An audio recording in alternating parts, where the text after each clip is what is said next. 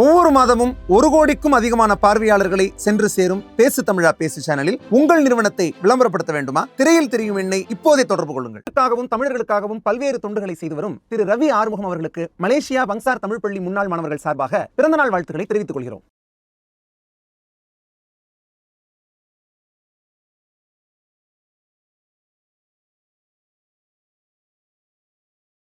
பேசு தமிழா பேசு நேயர்களுக்கு வணக்கம். ரீசெண்ட் டைம்ஸில் திமுகவுடைய ஐடி விங்கு முதல்வர் மு.க.ஸ்டாலின் அவர்கள் இன்னும் பல ஐடிக்கள் ட்விட்டரில் வந்து டீலிமிட்டேஷன் தொடர்பாக எவ்வளோ மாஸ் காட்டிட்டார் பார்த்தீங்களா முதல்வர் என்று நிறையா போஸ்ட்டுகளை போட்டு தள்ளிக்கிட்டு இருக்காங்க. இந்த நிலையில் அதுலேருந்து ஒரு சில போஸ்ட்டை வந்து நான் குறிப்பிட்டு எடுத்து வச்சிருக்கேன் தனியாக சேவ் பண்ணி. அதற்கு இன்னைக்கு நம்ம கூட அஸ்வத்தாமன் சார் இருக்காரு. அந்த மீம்ஸாக இருக்கட்டும் அதை அவங்க மாசா வந்து எடிட் விடாமல் பண்ணி போட்டிருக்காங்க. அதுக்கு அவர் ரியாக்ட் பண்ண போறாரு. சார் வணக்கம். வணக்கம், ரொம்ப நன்றி. இன்னைக்கு வந்து இதுக்கு ஒத்துக்கிட்டதுக்கு நன்றி. இல்லை இதுன்னு சொல்றதா ஒத்துட்டு இருக்க மாட்டேன். இன்டர்வியூன்னு சொன்னதுனால வந்துட்டேன். ஏன்னா திமுககாரங்க போடுறதெல்லாம் போய் பார்க்கணுமா அப்படின்னு. சரி, ஓகே. இந்த ஃபர்ஸ்ட் வந்து ஒரு மாசான எடிட்னு ஒன்று சொல்லி ஒன்று போட்டிருக்காங்க சார். அது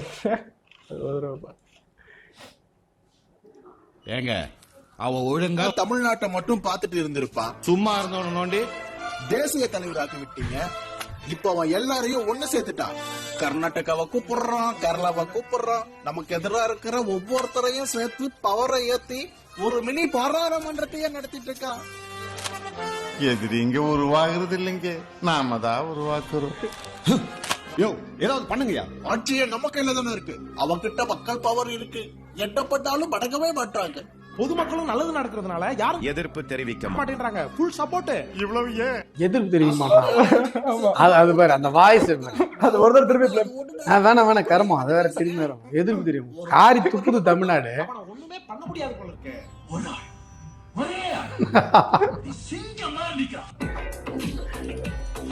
இதுக்கு மேல படம் காப்பரேட் பண்ணணும். இதுக்கு நான் கருத்து வேற சொல்லணுமா? ஆமா சார், மாசுன்னு சொல்லிட்டு ஃபயர் பாருங்க, நல்லா புரிஞ்சுக்கோங்க. முதல்ல இந்த டீலிமிட்டேஷன் சப்ஜெக்ட் இருக்குல்ல, இது மக்களிடம் எந்த விதமான இம்பாக்டும் கிடையாது. நல்லா ஃபர்ஸ்ட் ஆஃப் ஆல் புரிஞ்சுக்கோங்க. நீங்கள் வேணா வந்து மக்களிடம் கருத்து கேளுங்க. நான் தொடர்ச்சியாக சொல்லிட்டு இருக்கேன், திமுக என்கிற கட்சியினுடைய பேசிக் ஐடியாலஜி என்ன அப்படின்னா, இருக்கிற உண்மையான பிரச்சனைகளில் உங்களுடைய கவனம் திரும்பாமல் கற்பனையான பிரச்சனைகளில் பொது புத்தியையும் ஊடகத்தையும் கவனம் திருப்புவது தான் திமுகவுடைய வேலை. மும்மொழி கொள்கை எடுத்தாங்க. ஏற்கனவே பாருங்க, இந்தி திணிப்பு அப்படின்னாங்க. இதில் இந்தி திணிப்பு இல்லைன்னு தெரிஞ்ச உடனே மும்மொழி கொள்கை எதிர்ப்பு அப்படின்னாங்க. இப்போ மும்மொழி கொள்கை எதிர்ப்பு அப்படின்னு சொல்லி திமுக வைத்த வாதத்தை மக்கள் ஏற்றுக்கொள்ளவில்லை. உடனே டீலிமிட்டேஷனுக்குள்ளே வந்துட்டாங்க. டீலிமிட்டேஷன் அப்படி பாருங்களேன், உண்மையான பிரச்சனை. இப்போ நீங்களும் அந்த தம்பியும் சண்டை போடுறீங்கன்னு வைங்க. ஒன்று நீங்கள் ஜெயிப்பீங்க, இல்லை அவரே ஜெயிப்பார். இப்போ நீங்கள் காற்றுல போய் பாக்ஸிங் பண்ணுறீங்க, இல்லை காற்றுல கத்தி வீசுறீங்க. நீங்கள் குத்தினே இருங்க. எவ்வளோ நேரம் குத்தினாலும் என்ன ஆக போகுது? நீங்கள் டயர்டாக உட்கார போகிறீங்க. யாருக்கும் வெற்றி இருக்க போகிறதில்ல, யாருக்கும் தோல்வி இருக்க போகிறதில்ல. உண்மையான பிரச்சனைகளுக்கு நம்ம போராடணும் அப்படின்னு சொன்னால், சட்டம் ஒழுங்கு சீர்குலைவு, பெண்களுக்கு பாதுகாப்பின்மை, இயற்கை வளச்சுரண்டல், கனிம வள கொள்ளை, இந்த மாதிரி தமிழகத்தில் இருக்கிற உண்மையான பிரச்சனைகளுக்கு நம்ம போராடணும் அப்படின்னு சொன்னால், டாஸ்மார்க் ஊழல், இதுக்கெல்லாம் தீர்வு இருக்குது. இது மாதிரி ஒன்றும் இல்லாத கற்பனையான ஒரு பிரச்சனைக்கு நீங்கள் போராடுறான்னு சொல்கிறேன்னு வைங்களேன், தீர்வு கிடையாது. இப்போ நான் கேட்குறது சிம்பிளாக கேட்குறேன், மக்கள் சப்போர்ட் இருக்குன்னு சொல்லி அது ஒரு கேவலமான ஒரு வாய்ஸ் போட்டாங்க. மக்கள் சப்போர்ட் இருக்கு. மக்கள் வந்து காரி துப்புறாங்க. திமுக அந்த போஸ்டரை வந்து ஒரு அம்மா பாட்டி செருப்பு வச்சுச்சு பார்த்தீங்களா, அந்த பாட்டி பிடிக்கிறது கூட தனிப்பட அமைச்சாங்களே. இவ்வளோதான் இவங்களுடைய நிலைமை. இன்றைக்கு காவல்துறை பொதுமக்களை வஞ்சிக்கிற, திமுகவினுடைய பொதுமக்களை தாக்குகிற அடியாளாக மாறி போயிருக்கிற. நீங்கள் போலீஸ் வேலை செய்கிறவங்களாம் நான் பர்சனலாகவே பார்த்து ஒன்று கேட்குறேன், எவ்வளவு கனவுகளோடு இந்த வேலையில் சேர்ந்துருப்பீங்க? ஒரு கட்சிக்கு அடியாள் வேலைக்காக போனீங்க? யோசிச்சு பாருங்கள். இன்றைக்கு திருச்செந்தூரில் ஒருத்தருடைய வீடில் 4 மணிக்கு போய் காவல்துறை நிற்குது, வீடியோ வருது. அவர் ஏதோ ஒரு ஊழலை வெளியிட்டு ஒரு வீடியோ போட்டிருக்காரு. 4 மணிக்கு விடிய காலையில் அந்த அவருடைய மனைவியும் மகனும் இருக்காங்க. அவங்க வந்து ஒரு வெளிக்கேட்டை உடச்சிட்டு உள்கேட்டுக்கு வந்து நிற்கிறாங்க. ஒரு 10-15 போலீஸ். அந்த 10-15 போலீஸு கஞ்சா வைக்கிறவங்க வீட்டுக்கு போகல, பட்ட பகலில் கொலை நடக்கிறவங்க வீட்டுக்கு போகல, சோஷியல் மீடியாவில் வீடியோ போட்டவங்க, போஸ்ட்டு போட்டவங்க, திமுகவிற்கு யாரெல்லாம் தொல்லையாக இருக்கிறார்களோ இங்கெல்லாம் போய் நிற்கிது. வெக்கமாகவே இல்லையா? யோசிச்சு பாருங்களேன், எவ்வளோ கனவுகளோடு அந்த காவல்துறையில் வேலையில் சேர்ந்துருப்பீங்க. இப்படியெல்லாம் ஒரு ஒரு வேலைகளை செய்து அந்த அந்த பணியில் ஒட்டிட்டு இருக்கணுமா? ஏன் அதை எதிர்த்து கேள்வி கேளுங்க. ஏங்க உங்களுக்கு அடியாள் வேலைக்காக நாங்கள் வந்தோம், மக்களுக்கு சேவை செய்கிறது தான் எங்களுடைய வேலைன்னு. இப்படிப்பட்ட ஒரு சூழ்நிலையில் தான் இன்றைக்கு தமிழகம் இருந்து கொண்டிருக்கிறது. நீ பாருங்க, காவல்துறை அட்டகாசத்திற்கு ஒரு மிகப்பெரிய உதாரணம் இருவேல்பட்டு. பொன்முடி அவருடைய சட்டையில் ஒரு 4 சொட்டு சேறு பட்டதுக்கு அந்த ஊரையே நாசமாகிட்டாங்க. அவ்வளவு காவல்துறை தாக்குதல். நீங்கள் பார்த்தீங்களா, ஒரு பெண்ணை வந்து எவ்வளவு மோசமாக வந்து ஒரு ஆண் காவலரை.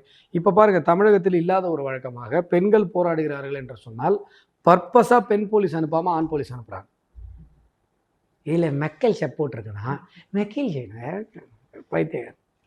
மக்கள் வந்துங்க, மக்கள் அவ்வளோ வெறுப்பில் இருக்காங்க. இன்னைக்கு திமுக மேலே மக்கள் மிகப்பெரிய வெறுப்பில் இருக்காங்க. ஏன்னா இதெல்லாம் பார்க்குறாங்க மக்கள். செயின் பறிப்பு அதிகமாகிடுச்சு, பாலியல் வன்முறைகள் அதிகமாகிடுச்சு. ஒரு 10 வயது குழந்தை, ஒரு கட்டிட தொழிலாளியினுடைய குழந்தை பாலியல் வன்புணர்வுக்கு, பாலியல் தாக்குதலுக்கு ஆளாக்கப்படுகிறது. அந்த பாலியல் தாக்குதலுக்கு புகாரளித்த வந்தவர்கள் காவல்துறை இன்ஸ்பெக்டரால் தாக்கப்படுறாங்க. அந்த வழக்கை உயர்நீதிமன்றம் சிபிஐ விசாரணைக்கு உத்தரவிடும் பொழுது அந்த வழக்கை அவ்வளவு மெனக்கிட்டு தமிழக அரசு என்ன பண்ணுதுன்னா மேலே எடுத்துகிட்டு போகுது. இதையெல்லாம் மக்கள் பார்த்து ஒரு மிகப்பெரிய ஒரு அருவருப்பில் இருக்கிறாங்க இந்த ஆட்சியின் மீது. இந்த டீலிமிட்டேஷன் இருக்குல்ல, இப்போ சார் உங்களுடைய கூட்டணி கட்சிகள் ஆளுகிற மாநிலங்கள் இருக்கிற முதலமைச்சரை கூப்பிடுறீங்க. இதில் முதல்ல இது உங்களுடைய அரசியலுக்காக நீங்கள் செய்கிற ஒரு விஷயம். உங்களுடைய மக்களுக்கு நீங்கள் இழைக்கிற கொடுமைகளை மடைமாற்றுவதற்காக. ஏன்னா டீலிமிட்டேஷன் எதை பேஸ் பண்ணின்னு இது வரைக்கும் ஸ்கேலே சொல்லலை. இவங்க இது மீட்டிங்கில் என்ன பேசுனாங்கன்னு எனக்கு ஒன்றும் புரியல. இல்லை, முதல்வரோட வீடியோ இருக்கு, அதை போட்டு அது வேற இருக்கா? அடுத்த மீம்ஸா? ஆமாம், முதல்வரோட வீடியோ பார்க்கறதுக்கு முன்னாடி கனிமொழி அவர்களுடைய ஒரு ட்வீட் நான் காட்டலாம்னு நினைக்கிறேன். அதில் என்ன போட்டிருக்காங்கன்னா, நிர்மலா சீதாராமன் அவர்களுடைய இந்த வீடியோ, இது மட்டும் ஒரு தடவை பார்த்துட்டேன். ஒரு ஜனரஞ்சகமா நாங்க இவ்வளவு பணம் கொடுக்குறோம், எங்களுக்கு என்ன கொடுக்குறீங்கன்ற அந்த கேட்கிற அந்த ஆர்குமெண்டே தப்பு. அவங்க எடுக்கிற கால்குலேஷன் எங்க இருந்து வருது எனக்கு புரியல. ஒரு விதமா கொஞ்சம் ஏளனமா சொல்லணும்னா, இங்க நிறைய பேர் இருக்காங்க, கோயம்புத்தூர்காரங்க, சென்னைக்காரங்க, நீங்க எல்லாம் இருக்கீங்க. கோயம்புத்தூர் சென்னை தான் நாட்டுக்கு வரி கொடுக்கு, தமிழ்நாட்டுக்கு. அரியலூர்ல இருக்கிறவங்களோ கோவில்பட்டியில இருக்கிறவங்களோ கேட்கணும், எங்களுக்கும் எங்க மேல என்ன செலவு பண்றீங்கன்னா, நீ இவங்க 2 பேரும் சொல்லுவாங்க, நாங்க தான் கொடுக்குறோம், எங்களுக்கு தான் திருப்பி கொடுக்கணும். நீங்க கோவில்பட்டியை கேடு கேட்டா எனக்கு என்ன, அங்க செலவு பண்ணாதீங்கன்னு சொல்லணும். பாரத நாட்டுல அந்த மாதிரி பாலிசி இல்ல. அதனால இந்த மாதிரி குதர்க்கமா பேசக்கூடியவங்களுக்கு நான் சொல்றேன், இந்த நான் பட்டியல் படிக்கிறது எதுக்குன்னா இதுக்குதான். இதெல்லாம் கூட்டி கழிச்சுட்டு அதுக்கப்புறம் சொல்லணும் தமிழ்நாட்டுக்கு என்ன வந்துட்டு இருக்கு. ஸோ இதுக்கு தான் அவங்க என்ன போட்டிருக்காங்கன்னா, நீங்கள் தமிழ்நாட்டையும் தமிழ் மக்களையும் இல்லை, அதுக்கப்புறம் மினிஸ்டர் ஒரு டேட்டா கொடுக்குறாங்கல்ல. ஓகே, அதுதான் இம்பார்ட்டன்ட். பண்றதுக்கு இருந்தாலும் கொஞ்சம் ஃப்ரீ லாங்குவேஜ் பாலிசி, டீலிமிட்டேஷன், இப்படியாக நம்மளோட திசை திருப்பறதுக்கு முயற்சி நிறைய நடக்குது. மத்திய அரசின் மூலமாக இது மாத்திரம் இல்ல, இன்னும் நிறைய தமிழ்நாட்டின் முன்னேற்றத்துக்கு நாங்க உழைக்க கட்டுப்பட்டு இருக்கோம். அவங்க டேட்டா இதுக்கு முன்னாடி கொடுத்துட்டாங்க, பெரிய பட்டியல் படிச்சு முடிச்சுட்டு நான் மேற்கொண்டது அப்படின்னு சொல்றாங்க. நீங்கள் தமிழ்நாட்டையும் தமிழ் மக்களையும் ஏளனம் செய்ததுதான் இத்தனை காலமாய் எதிர்த்து போராடி கொண்டிருக்கிறோம். வரலாற்றில் தமிழ் மக்களை பழித்தவர்களின் நிலை என்ன என்பதை அம்மையார் நிர்மலா சீதாராமன் அவர்கள் ஒரு நிமிடம் சிந்தித்து பார்க்க வேண்டும்.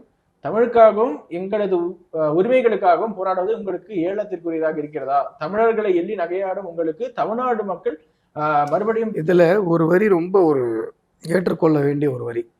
தமிழையும் தமிழர்களையும் ஏளனம் செய்தவர்களை தமிழ் மக்கள் விட்டதே இல்லை. ஈவே ராமசாமி என்ன கீழ்கிறாங்க பார்த்தீங்களா?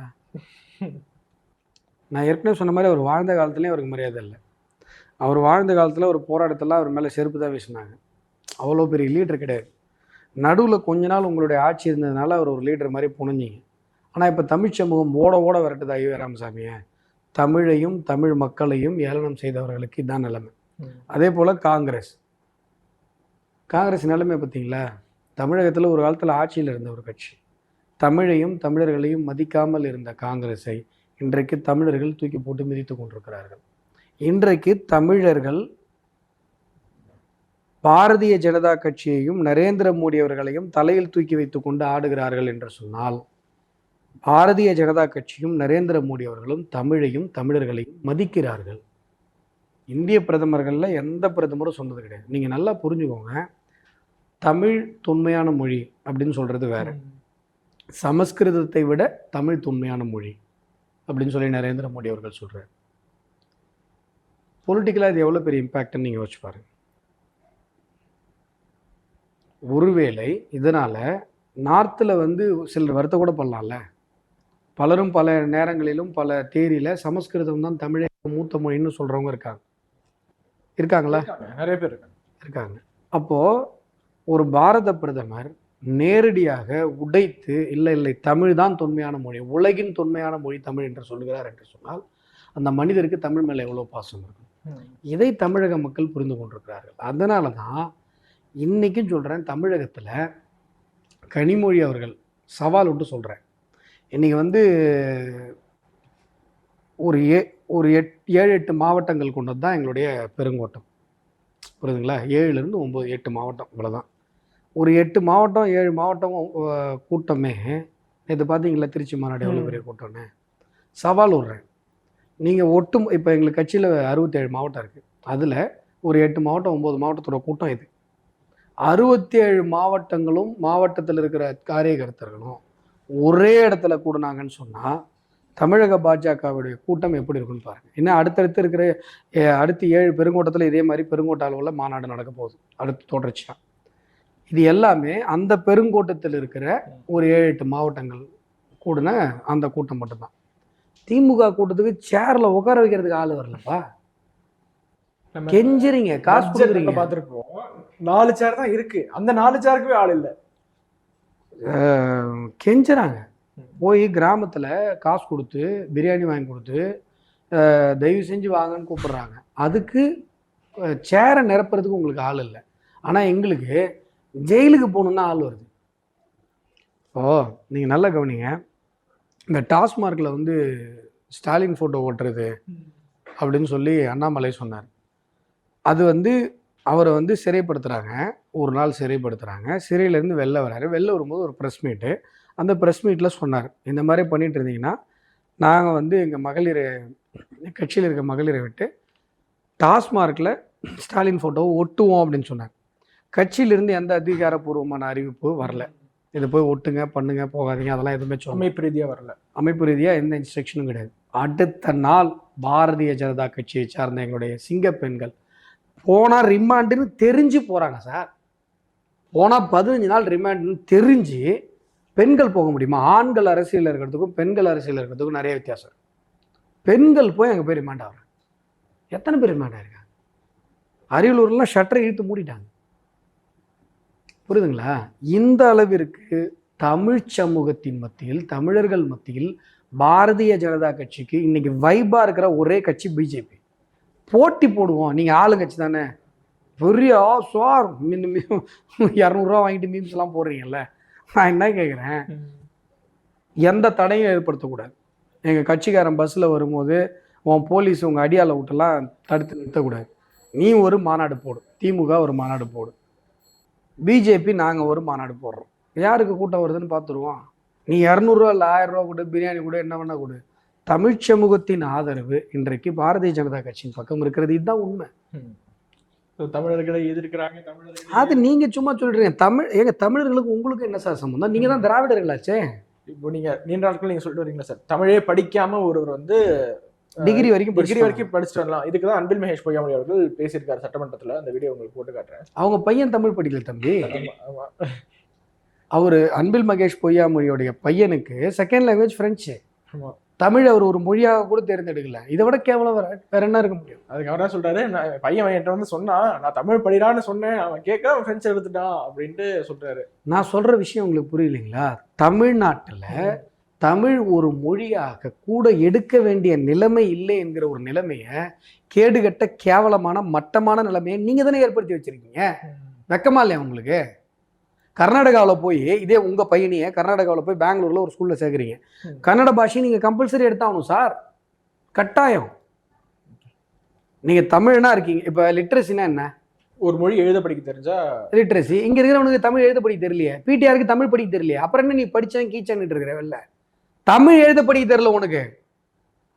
நான் எங்கள் கட்சியிலேருந்து இளைஞரணியிலேருந்து சின்ன பையன் ஒருத்தரை அனுப்புகிறேன், பிடிஆர் பழனிவேல் தியாகராஜன் சார் அவர் எவ்வளோ பெரிய அறிவாளி தெரியுமா சார், எங்கெங்கெல்லாம் போய் எத்தனை பேங்கை திவாலாக்குனார் சரிம்மா சார் தான் சொல்கிறீங்கல்ல. ஒரே ஒரு பக்கம் அவரே கூட எடுத்துகிட்டு வரட்டும், கருணாநிதி எழுதின புத்தகத்தை கூட எடுத்துகிட்டு வரட்டும், குறளோவியமாக எடுத்துகிட்டு வரட்டும். இப்போ குறளோவியத்தில் ஒரு பக்கத்தை பிடிஆர் பழனிவேல் தியாகராஜனை படிக்க சொல்லி எங்கள் இளைஞர்கள்லேருந்து நான் அனுப்புகிற பையனை படிக்க சொல்லு. அப்போ உனக்கு எழுத படித்தெல்லாம் உனக்கு லிட்ரேசி இல்லை தானே, படிப்பறிவு இல்லாதவன் தானே நீ. அப்புறம் என்ன பெரிய இது மாதிரி பேசிட்டு இருக்கேன், தமிழ் மொழியே தெரில, அப்புறம் என்ன உனக்கு பெரிய இது, உனக்கு என்ன மரியாதை வேண்டிய கிடைக்கும் சொல்லுங்க பார்ப்போம். இவ்வளோதானே உங்கள் நிலைமை. உங்கள் வீட்டு பசங்களை நீங்கள் தமிழ் படிக்க வைக்கல, அப்புறம் என்ன உங்களுக்கு அவ்வளோ இது பேச்சு. இந்த சந்தான காமெடி வருமே, மேய்க்கிறது எருமை அதில் என்னங்க பெருமை, அது மாதிரி தான் இருக்குது.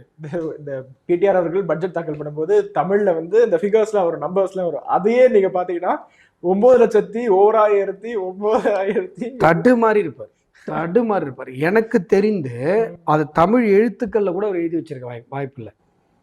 நான் சொல்றேன்ல, அந்த ஆங்கில எழுத்துக்களை பயன்படுத்தி தமிழ் எழுதுறது அதான் அப்படிதான் எழுதியிருப்பாரு. எனக்கு இஎன்ஏ கேகே ஆமா, அப்படிதான் எழுதியிருப்பாரு. ஈவே ராமசாமி அதைத்தான் சொன்னார். ஈவே ராமசாமி சொன்னது என்ன, தமிழை வந்து அகர வரிசைப்படி தமிழ் எழுத்துக்களை தூக்கி எறிந்து விட்டு ஆங்கில எழுத்துக்களை பயன்படுத்தி தமிழ் எழுதுங்க.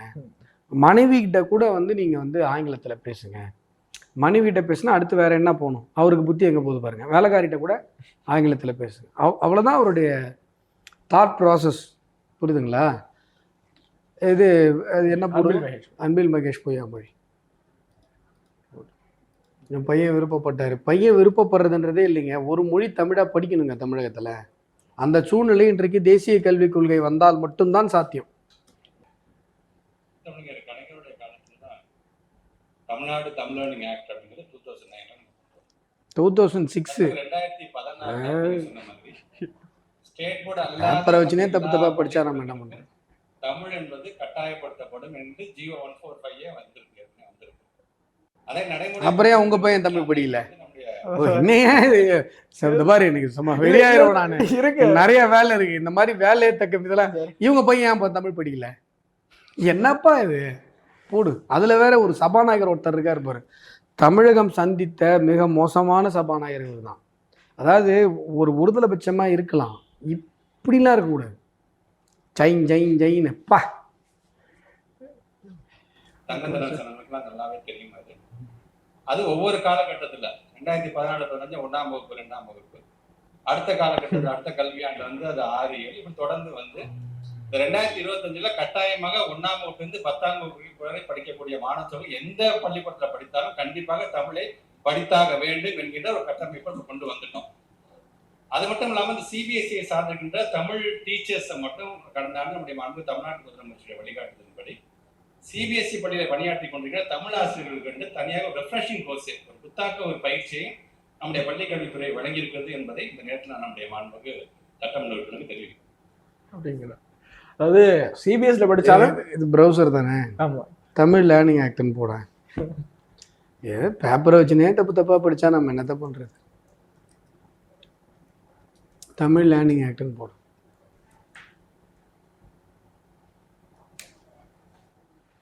2006 நான் ஏதாவது பேப்பரை பார்த்தேனா, இல்ல ஃபோன் எடுத்து பார்த்தேனா, மெமரியில் சொல்கிறேன்ல, பேப்பரை வச்சுனே 2009ங்கிறாரு. ஏன் ஒரு கல்வி அமைச்சிருக்கு, எந்த சட்டம் எந்த வருஷம் வந்ததுன்னு கூட தெரியாது. இந்த லட்சத்தில் இருந்துக்கிட்டு நீங்கள்லாம் இவ்வளோ பஞ்சுடலாக பேசலாமா சார்? இப்போ எதையாவது பார்த்து நான் சொன்னேன்னா அப்புறம் என்ன சொல்றாரு, சிபிஎஸ்சியில் படிச்சாலுமே தமிழ் கட்டாய பாடம் ஆக்கியிருக்கோம் அப்படிங்கிறாரு.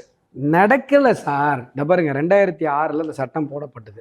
2006 இந்த சட்டம் போடப்பட்ட உடனேயே திமுக வழக்கறிஞர்களாலேயே, திமுகவில் யாரெல்லாம் அரசு வழக்கறிஞர்களாக நியமிக்கப்பட்டிருந்தார்களோ அவர்களாலேயே வழக்கு வேண்டும் என்று தொடுக்கப்பட்டு அந்த அந்த அந்த சட்டம் வந்து நடைமுறைப்படுத்தப்படாமல் நிறுத்தி வைக்கப்பட்டது. இப்போ வரைக்கும் அது நடைமுறைப்படுத்தப்படலை. சும்மா அந்த கதை விட்டு இன்னும் 2014 ஜீவோ கொண்டு வந்தோமா, ஜீவோ கொண்டு வந்தீங்களா, மறுபடியும் கோர்ட்டுக்கு போய் ஸ்டே வாங்கினாங்களா, அதை சொல்லணும்ல. யார் போய் ஸ்டே வாங்கினது? நீங்களே தான் போய் ஸ்டே வாங்கினீங்க. சரியா? 2023 சுப்ரீம் கோர்ட்டில் அந்த கேஸ் வந்து ஃபைனல் ஆகுது. இல்லை மாநில அரசுக்கு தமிழை படிக்க வைக்க, ஒரு மொழியாக படிக்கணும் என்று சொல்லுவதற்கான உரிமை இருக்கிறதுன்னு சொல்லி சுப்ரீம் கோர்ட்டு ஃபைனல் ஆயிடுச்சு. அதுக்கப்புறமும் இன்னும் இம்ப்ளிமெண்ட் ஆகலை.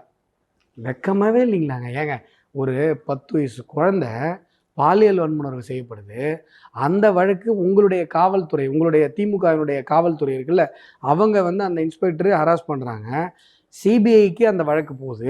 அந்த வழக்குக்கு உச்சநீதிமன்றத்துக்கு போய் பல லட்சங்கள் செலவு பண்ணி ஆர்டர் வாங்கிட்டு வரது இல்லை, ஸ்டே வாங்கிட்டு வரது இல்லை. இந்த கேஸுக்கு ஏன் சார் 20 வருஷம் ஆச்சு உங்களுக்கு? வெக்கமாவே இல்லைல்ல? ஒரு தமிழை, ஒரு தமிழ் மாணவன் தமிழில் படிக்கணும் அப்படின்னு கட்டாயப்படுத்துதலுக்கு உங்களுக்கு 20 வருஷம் ஆயிடுச்சு.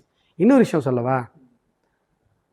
இதை இந்த சட்டம், இந்த சுப்ரீம் கோர்ட் சொல்றதுக்கு முன்னாடியே இவங்களால செஞ்சிருக்க முடியும்.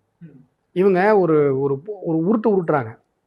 தமிழ்நாட்டில் அரசு பள்ளி, சிபிஎஸ்சி பள்ளி, அப்படியே 2 தான் இருக்கான். மெட்ரிக் பள்ளிலாம் யாரு? தமிழக அரசு பாடத்திட்டத்தில் இருக்கும். தமிழக அரசு சமச்சீர் கல்வின்னு சட்டம் கொண்டு வந்தாங்கல்ல. சமச்சீர் கல்வி வேணும்னு கேஸ் போட்டவன் அஸ்வத்தாமன் தெரியுமா? போய் ஹைகோர்ட் வெப்சைட்ல பாரு, சைட்டட் ஜட்ஜ்மெண்ட். பெட்டிஷனர் அஸ்வத்தாமன், நான் கேஸ் போட்டிருக்கேன், சமச்சீர் கல்வி வேணும்னு சொல்லியிருக்கேன். அதில் நான் வந்து முன்வைத்த வாதங்களை நான் அப்புறமா உங்களுக்கு காட்டுறேன். அப்புறம் தெரியும் உங்களுக்கு கல்வினா என்ன, கல்வியல்னா என்னன்னு சொல்லி. அவ்வளவு விஷயங்கள் அதில் சொல்லியிருக்கேன். 1986 தேசிய கல்விக் கொள்கையில் ஆரம்பித்து யஷ்பால் கமிட்டியிலிருந்து என்னென்ன விஷயங்கள் எல்லாம் கல்வித்துறைக்கு தேவை, சமச்சீர் கல்வி ஏன் வேணும் அப்படின்னு சொல்லி அதில் நான் என்னுடைய வாதங்களை முன் வச்சிருக்கேன். சரியா? இந்த சமச்சீர் கல்வி நீங்கள் கொண்டு வந்தீங்கல்ல, அதில் வந்து மெட்ரிகுலேஷனு, ஓரியன்டல், ஆங்கிலோ இந்தியனு இதெல்லாம் இருந்தது. தமிழ்நாடு போர்டு இது எல்லாத்தையும் என்ன பண்ணீங்க, ஒரே சிலபஸ்குள்ளே கொண்டு வந்தீங்க தமிழ்நாடு கவர்மெண்ட்டு. இப்போ என்னன்னா ஒரு மெட்ரிகுலேஷன் ஸ்கூல் இருக்குல்ல, matriculation, oriental, Anglo Indian schools, இவங்க எல்லாமே அந்த நேம்லேயே பண்ணிக்கலாம். But syllabus should be Tamil Nadu government சொல்கிற அந்த சோ கால்டு சமச்சீர் சிலபஸ் தான் நீங்கள் ஃபாலோ பண்ணணும். இதுதான் சமச்சீர் கல்வி சட்டம். இவங்க பீரியாடிக்கெல்லாம் ரெகக்னேஷன் வாங்கணும் தெரியுமா? மெட்ரிகுலேஷன், நீ ஒரு மெட்ரிகுலேஷன் ஸ்கூல் ரன் பண்ணுறேன்னா 3 வருஷத்துக்கு ஒரு தடவை தமிழ்நாடு கவர்மெண்ட்டில் போயிட்டு நீ ரெனியூ பண்ணணும். அந்த ரெனியூ பண்ணுறீங்கல்ல, அப்போ தம்பி நீ தமிழ் ஒரு மொழியாக உன் ஸ்கூலில் சொல்லி கொடுத்தாதான் நான் ரெனியூ பண்ணுன்னு சொல்ல வேண்டியதானே? மற்றதெல்லாம் மட்டும் கேட்டு வாங்க தெரியுதுல்ல, மற்றதெல்லாம் இது கேட்டு வாங்க வேண்டியதானே? இதுக்கு என்ன பெரிய சட்டம் போட்டாங்களாம், இன்னும் நடைமுறைப்படுத்தலை தம்பி. அதை நடைமுறைப்படுத்தியிருந்தா உங்கள் பையன் தமிழ் படிச்சிருப்பானே. உங்கள் பையன் இன்னைக்கு ஃப்ரெஞ்சு செகண்ட் லாங்குவேஜ், நான் தமிழ் லாங்குவேஜாகவே எடுக்கலைன்னு சொல்லியிருக்க மாட்டாங்களே. இப்படி புழுகுறீங்களே, வெக்கமே இல்லையா அவங்களுக்குலாம்? சட்டம் எந்த வருஷம் வந்ததுன்னு தெரியல, பேப்பரை பார்த்து படிக்கிறீங்க, அதே தப்பா படிக்கிறீங்க, ரொம்ப கஷ்டம். செந்தில் பாலாஜி பேச, பட் ஆனால் இதுவே மீம்ஸ் தான் பாரு. அதுக்கு முன்னாடி இதான் சார் ஃபர்ஸ்ட் மீம். இதை பாருங்க தம்பி, டாஸ்மாக் எங்க இருக்கு? இது நியாயமான விஷயம். அப்பா குடிப்பகம்னு கேளுங்க. இல்லை, இதில் நீங்கள் பாருங்க, குடிக்கிறத புனிதப்படுத்துதலுக்கான முயற்சி தொடர்ந்து கொண்டே இருக்குது தமிழகத்தில். திமுகவினுடைய அமைச்சர் என்ன சொன்னார்னா, குடிகாரங்கன்னு சொல்லாதீங்க, மது பிரியர்கள் அப்படின்னு சொல்லுங்க அப்படின்னு. இல்லை, அது குடிகாரன்னு சொன்னால் கோவம் வந்துடும். இப்போ நாளை உன் ஸ்டுடியோவில் வந்து அவனா ஒருத்தன் கேமரா திருடிட்டு போயிட்டான்னு வச்சுக்கோ, நீ அவனை திருடன்னு சொல்லக்கூடாது, பொருட்பீரியர்னு சொல்லணும். புரியுதா? அவர் அப்படித்தானே அர்த்தம் அதுக்கு. நீங்கள் பாருங்க, படிக்க வைக்கிற வேலையை முழுமையாக தனியாரிடம் கொடுத்துவிட்டு குடிக்க வைக்கிற வேலையை அரசு செய்து கொண்டிருக்கிறது. சில பேர் என்ன பண்ணுறாங்க, அறிவுக்கு கொஞ்சம் கூட வேலை கொடுக்காம, சார் பாண்டிச்சேரியில் இருக்கே சார், அங்கே என்ன மது விலக்கா இருக்குது, உத்தரப்பிரதேசத்தில் மது விலக்கா இருக்குது அப்படிலாம் வந்து முட்டாள்தனமாக கேள்வி வைக்கிறாங்க. சார் அங்கெல்லாம் வந்து அரசே அசிங்கமாக சாராயம் விற்கலை, தனியார் சாராயம் விற்குது, அரசு டேக்ஸ் வாங்குது. இங்கே தான் தனியாரை விற்கவே விடாமல் அரசு முழுமையாக சாராயம் விற்குது. உங்கள் அரசாங்கத்தினுடைய ஒரே சோர்ஸு என்ன? இந்த டாஸ்மாக் வருமானம். இப்போ உத்தரப்பிரதேச கவர்மெண்ட்டை பற்றிலாம் நீங்கள் பேசலாமா? அவங்க எவ்வளோ செலவு பண்ணாங்க? இப்போ நீங்கள் போயிட்டு வந்தீங்கல்ல, எவ்வளோ செலவு பண்ணாங்க, எவ்வளோ வருமானம் வந்தது அந்த அந்த ஸ்டேட்டுக்கு கும்பமேளாவில்? இந்த 6,000-7,000 கோடி செலவு பண்ணியிருப்பாங்க, ஒரு 3 லட்சம் கோடி வருமானம் வந்திருக்கு. அதுதான் அந்த பொருளாதாரத்தில் உத்தரப்பிரதேச மாநிலத்தில் இருக்கிற தொலைநோக்கு பார்வை. நீங்கள்லாம் அதை பற்றி பேசலாமா சார்? சொல்லுங்க பார்ப்போம். அரசு சாராயம் வைக்குது, அரசு டார்கெட் வைக்குது, இவ்வளோ ரூபாய்க்கு நான் வந்து வருஷம் சாராயத்தை விற்று மக்களை சாகடிப்பேன் அப்படின்னு சொல்லி ஒரு அரசு டார்கெட் வைக்குது. இதை விட கேவலம் இல்லை, இது மாதிரி ஒரு கேவலத்தை உலகத்தில் எங்கேயாவது ஒரு நாட்டில் ஏதாவது ஒரு அரசில் கொண்டு வந்து காட்டுங்கன்றான்.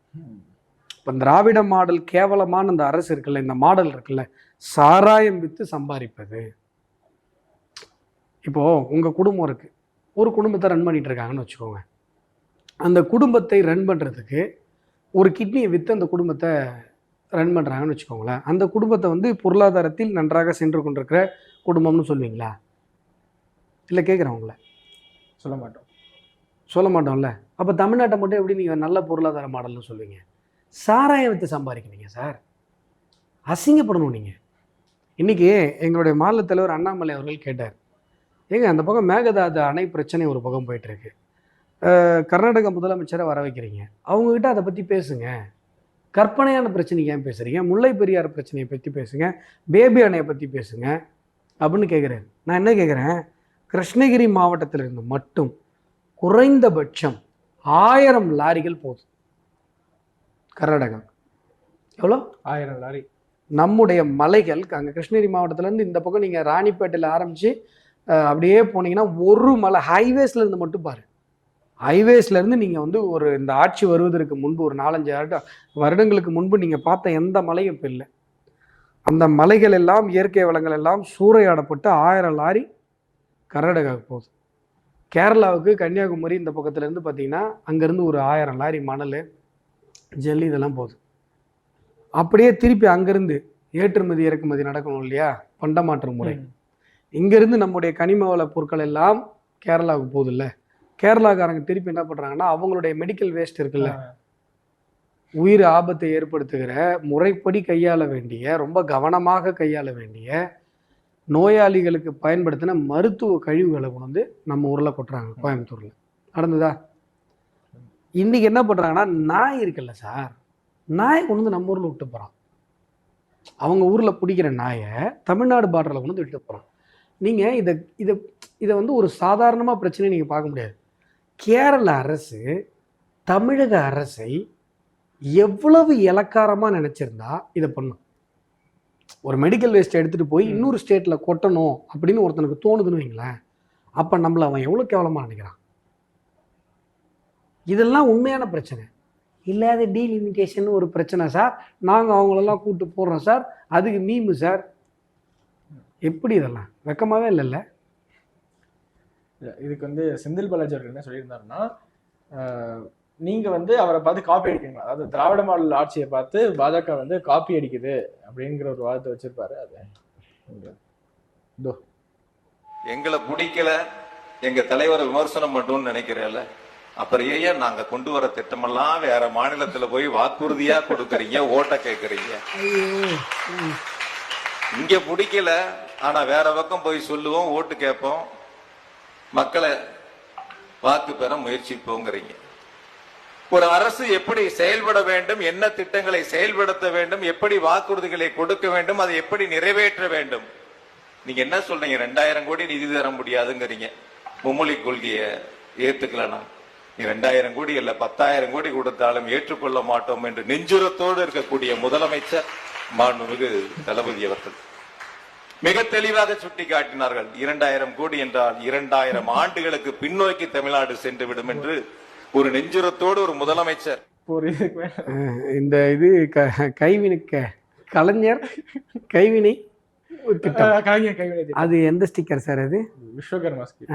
ரேஷன் கடையில் அரிசி பருப்பு கொடுக்குறது யார் சார்? மோடி. வெக்கமெல்லாம் உங்கள் ஃபோட்டோ நீங்கள் யார் ஸ்டிக்கர் ஓட்டினது? காலை உணவு திட்டம் எங்கேருந்து சார் வந்தது? NEP. அப்புறம் நான் என்ன சொல்கிறேன், நீங்கள் அந்த மகளிர் உரிமை தொகைன்னு கொடுக்குறீங்கல்ல, நீங்கள் கொடுக்குறது 1.5 வருஷத்துக்கு முன்னாடியே மத்திய பிரதேசத்தில் கொடுத்தாங்க. நீங்கள் தான் மத்திய பிரதேசத்தை பார்த்து காப்பி அடிச்சிங்க. புரியுதா? எதுவுமே சொந்த திட்டம் கிடையாது. திராவிட மாடலுங்கிற வார்த்தையை குஜராத் மாடலேருந்து காப்பி அடிச்சது தானேப்பா. இப்போ நியாயமாக பாருங்கள், நீங்கள் யோசிச்சு பாருங்கள். உங்களுக்கு முன்னாடி உங்களுடைய கருணாநிதி தான் ஆட்சி பண்ணார். இப்போ ஏடிஎம்கேல என்ன சொல்லி போட்டு கேட்குறாங்க? அம்மா ஆட்சி அமைப்போன்றாங்க. காங்கிரஸ்ல வந்து அவங்க ஆட்சி அமைக்கிறத பற்றிலாம் யோசிக்கிறது இல்லை, பாவம். நடக்கிறதே காமராஜர் ஆட்சின்ட்டாங்க. நடக்கிறது ஏன்னா காமராஜருக்கு அவங்களுக்கு சம்மந்தம் இல்லை, பாவம். காமராஜரை இன்றைக்கு இருக்கிற இந்திரா காங்கிரஸ் சொந்தம் கொண்டாடுவது போன்று ஒரு வரலாற்று தவறு உலகத்தில் இருக்கவே முடியாது. ஏன்னா அவர் மறைகிற வரை திருப்பி இந்த இந்திரா காங்கிரஸ்குள்ள அவர் வரல. மறைகிற வரை இந்திரா காங்கிரஸை எதிர்த்து நின்ற ஒரு பெருமகன் காமராஜர். இதுதான் வரலாறு. அவர்கிட்ட தான் இந்த ஜனதா பார்ட்டி ஜனதாவோட தான் மெர்ஜாச்சு. காமராஜர் அவர்கள் ஸ்தாபன காங்கிரஸ், ஒரிஜினல் காங்கிரஸ் இருக்குல்ல, சுதந்திரத்திற்காக போராடிய அமைப்பு அப்படின்னு நீங்கள் சொல்கிறீங்க இல்லையா, அப்படி ஒரு அமைப்பு இருக்கிறது அப்படின்னு சொன்னால், இஃப் கண்டிஷன் போட்டு ஆமான்னு சொன்னால், அது காமராஜரோட இருக்குது. காமராஜர் அவர்களால் ஸ்தாபன காங்கிரஸ் வந்து நீக்கப்பட்டவங்க தான் வந்து இந்திரா. புரியுதுங்களா? இந்திரா காங்கிரஸ் நீங்கள் அவங்க கூட என்ன பண்ணுறாங்க, காமராஜர் ஆச்சுன்னு இதை விட்டாங்க, இங்கே ஒரேடியாக படித்தே விட்டேனையான்ற மாதிரி காமராஜர் ஆச்சு. நீங்கள் கருணாநிதி மாடல் தானே வச்சிருக்கணும். நியாயமாக யோசிச்சு பாரு, என்ன வச்சிருக்கணும் நீங்கள் பேர்? கருணாநிதி மாடல் தானே சார் வச்சிருக்கணும். ஆமாண்ணா ஆமாம் சொல்லி, இல்லைன்னா இல்லை, நியாயமாக தானே வச்சிருக்கணும். அப்படி வச்சா ஓட்டு போட மாட்டாங்க. அப்போ தெரியுது இல்லை, இவ்வளோ தானே உங்கள் லட்சணம், இவ்வளோ தானே உங்கள் லட்சம் வைப்பாங்க. எப்போ வைப்பாங்கன்னா, இவங்க இப்போ 26 கண்டினியூ ஆக போகிறதில்ல. ஒருவேளை அவங்க பகல் கனவு காண்பது போல் கண்டினியூ ஆனாங்கன்னா, இன்னும் ஒரு 10-15 வருஷம் கழிச்சு, இப்போ ஈவ ராமசாமியை பெரியார் ஆக்கினாங்கல்ல, அந்த மாதிரி கருணாநிதி என்பவர் யார் தெரியுமா, அவர் என்ன பண்ணியிருந்தார் தெரியுமா, அவர் பேனா எப்படி இருந்தது தெரியுமா, அவர் மண்டை எப்படி இருந்தது தெரியுமா, அவர் என்ன பண்ணார், இதெல்லாம் சொல்லி என்ன பண்ணாருலாம் கேட்டால் பதில் சொல்ல மாட்டாங்க. அந்த கதை நீங்க கேள்விப்பட்டிருக்கீங்களான்னு தெரியல. இந்த பேனால எழுதிக்கிட்டே இருந்தாராம், அது வந்து அரசு பேனாவா, தன்னுடைய சொந்த கடிதத்துல அரசு பேனால எழுதக்கூடாதுன்ட்டு வேறொரு பேனா மூலமா வந்து சொந்த பேனா வச்சு சொந்த கடிதம் எழுதின ஒரு பெருந்தகை அப்படின்ட்டு இப்போ நிறைய பேர் போட்டதை பார்க்க முடிஞ்சது. இது மாதிரி எல்லாம் வந்து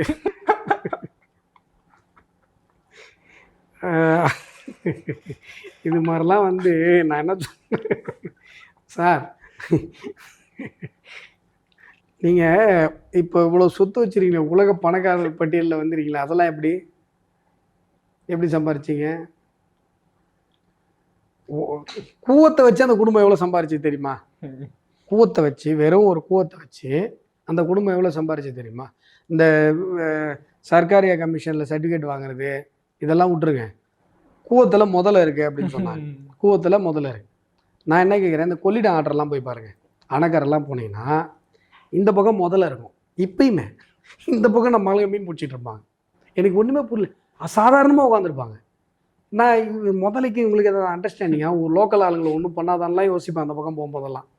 என்ன அங்கேயே பணிகள் நடக்குது இல்லையா, என்ன சொல்கிறது, கரையை பலப்படுத்துகிற பணிகள், அணையை பலப்படுத்துகிற பணிகள் முதல்ல இருக்கிற ஆறுலேயே நடக்குது. ஆனால் கூவத்தில் இல்லாத முதலையை வர வச்சு இவங்க வந்து ஊழல் பண்ணி, அதான் சொல்கிறேனே, இப்படித்தான் ஈவே ராமசாமி பெரியாராக கட்டமைக்கப்பட்டார். நாளைக்கு இவங்களே கட்டமைப்பாங்க. இதே மாதிரி கருணாநிதி அவர்களையும் ஆமாம், அது ஒரு கலைஞர் அப்படின்னு சொல்லி, அவர் யார் தெரியுமா, அவர் எப்படி பண்ணார், இப்போ நீ சொன்ன பாரு, ஐயோ பா பேனாவில் எழுதினே இருந்தாராம், திடீர்னு ஞாபகம் வந்துச்சான், ஐயோ இந்த பேனா கவர்மெண்ட் பேனா வச்சு அப்படின்னு அப்படியே மூடி வச்சுட்டு, அப்பா தம்பி என்னுடைய பிரைவேட் பேனா எடுத்துட்டு வாங்கப்பா அப்படின்னு எழுதுனா. இதுதான் சார் ஒரு பெரிய கதையா ஒவ்வொரு மேடையிலையும் நான் கேட்டிருக்கேன் சார், திமுக மேடைகள். ஆனால் நீ வந்து உனக்கு சீரியஸாக உனக்கே ஒரு தனியாக ஒரு அவார்டு கொடுக்கணும். இந்த மீம்ஸ் எல்லாம் உட்காந்து பார்த்துருக்குற, 10 ரூபா பாலாஜி பேசுனதெல்லாம் கேட்டிருக்கிற, இந்த சார் ஊப்பியா நீ? இல்லை சார். சரி, இந்த 10 ரூபா பாலாஜின்னு சொன்னதுனால ரீசெண்டாக இன்னொரு வீடியோ ஒன்று பார்த்தேன் சார். அதில் செந்தில்வேல் இருக்கார்ல, நரேந்திரமா சொல்லியிருந்தாரு, ஒவ்வொரு சிலிண்டருக்கும் நம்ம சிலிண்டர் வீட்டுக்கு வரும்போது 50 ரூபா அவர் கொடுக்குறோம், அப்போ ஒரு நாளைக்கு 60 கோடி ரூபாய் மோடி அடிக்கிறாரு அப்படின்னு யார் சொல்றாரு? செந்தில்வேல். இந்த தமிழ் கேள்வி sir. Oh okay okay, I can challenge DMK அண்டா. இல்லை என்கிட்ட ஒருத்தர் I can challenge you, I can challenge சொல்லி ஞாபகம் இருக்கா? பழைய வீடியோ ஞாபகம் சார். இந்த திமுக அண்டான்னு சொல்லுங்க, சொம்புன்னு சொல்லாதீங்கன்னார்ல அவரு. அதாவது டாஸ்மாக்ல 10 ரூபா எக்ஸ்ட்ரா வாங்குறது வந்து, இப்போ சிலிண்டர் வீட்டுக்கு சிலிண்டர் போட வராங்க, அவங்க கிட்ட எக்ஸ்ட்ரா 50 ரூபா கொடுக்குறோம்ல, அது யாருக்கு ஊழல் கணக்கு? அது என்ன விஷயம்னு நல்லா புரிஞ்சுக்குவாங்க. சிலிண்டர் போட வர்றதுக்கு எக்ஸ்ட்ரா காசை அவங்க கேட்கக்கூடாது. இப்போ உங்கள் வீட்டில் சிலிண்டர் ஒருத்தர் போட வர்றாரு, இதெல்லாம் தனியாக கட் பண்ணி போடுங்க, மக்களுக்கு பயனாகும். அவங்க வந்து 50 ரூபா கேட்குறாங்க அப்படின்னு சொன்னால், நீங்கள் ஒன்றும் இல்லை, ஒரு தடவை நான் வேளச்சேரியில் இருக்கும்போது கேட்டாங்க. நான் உடனே என்ன பண்ணேன், ட்விட்டரில் போட்டேன். ட்விட்டரில் இப்போ இந்தியன் ஆயிலோட ட்விட்டர் ஹேண்டில் இது பண்ணி, இந்த மாதிரி இந்த அட்ரஸில் இருக்கேன், இந்த ஏஜென்சியில் நான் வந்து கேஸ் சிலிண்டர் வாங்கிட்டு இருக்கேன், இந்த மாதிரி என்கிட்ட 50 ரூபா எக்ஸ்ட்ரா கேட்குறாங்கன்னு உடனே அவங்க ரிப்ளை பண்ணி, அந்த ஏஜென்சிக்கு அவங்க இது பண்ணி, அவங்க வந்து என்கிட்ட சாரி சொல்லிட்டு போனாங்க, சாரி சார் அப்படின்னு. எனக்கு என்னென்னா, அந்த 50 ரூபா கொடுக்குறது எனக்கு பெரிய விஷயம் இல்லை. இப்போ நீங்கள் கம்பல் பண்ணி வாங்கும்போது இந்த மாதிரியான சில வாய்ங்கெல்லாம் இந்த மாதிரி பேசும். விஷயம் என்ன நல்லா புரிஞ்சுக்கோங்க. இப்போ நீங்கள் கேஸ் ஏஜென்சி வச்சுருக்கீங்க, இந்த 50 ரூபா வாங்குறது நீங்கள் வாங்கக்கூடாது. இப்போ ஒரு இடத்துல 50 ரூபா வாங்குறாங்க அப்படின்னு சொன்னால், நீங்கள் கம்ப்ளைண்ட் பண்ணீங்க அப்படின்னு சொன்னால் நடவடிக்கை எடுக்கப்படும். நமக்கு அந்த கேஸு எம்ஆர்பி என்ன ரேட்டு வருதோ அதுக்குள்ளாகவே அந்த கேஸ் ஏஜென்சிக்கான டெலிவரி அவங்களுக்கு ஆகிற செலவு அந்த சம்பளம் எல்லாம் உட்பட கால்குலேட் பண்ணி அவங்களுக்கான லாபம் உட்பட கால்குலேட் பண்ணி தான் அந்த எம்ஆர்பி ரேட் வருது. இவங்க இந்த கேஸ் ஏஜென்சி எடுக்கிறவங்க தமிழ்நாட்டில் தான் நடக்குது, மற்ற எங்கேயும் நடக்கல. ஏஜென்சி எடுக்கிறவங்க அதிக லாபத்திற்கு ஆசைப்பட்டு, நான் பல இடங்களில் கேள்விப்பட்டேன், அந்த டெலிவரி பாய்ஸ்லாம் இருக்காங்களா அவங்களாம் சம்பளமே இல்லையா, இவன் தானே சம்பளம் தரணும், சம்பளமே இல்லாமல் எப்பா நீ வீட்டுக்கு ஒரு 50 ரூபா வாங்கிக்கோ, அதை வச்சு நீ மேட்ச் பண்ணிக்கோன்னு சொல்கிறாங்க. இது மாதிரி வரும்பொழுது மக்கள் வந்து கம்ப்ளைண்ட் பண்ணீங்க அப்படின்னு சொன்னால் அந்த ஏஜென்சி எந்த ஏஜென்சியில் கேஸ் எடுக்கிறீங்களோ அவங்க மேலே வந்து நடவடிக்கை எடுக்கப்படும். 10 பைசா கூட அவங்க அதிகமாக கேட்கக்கூடாது.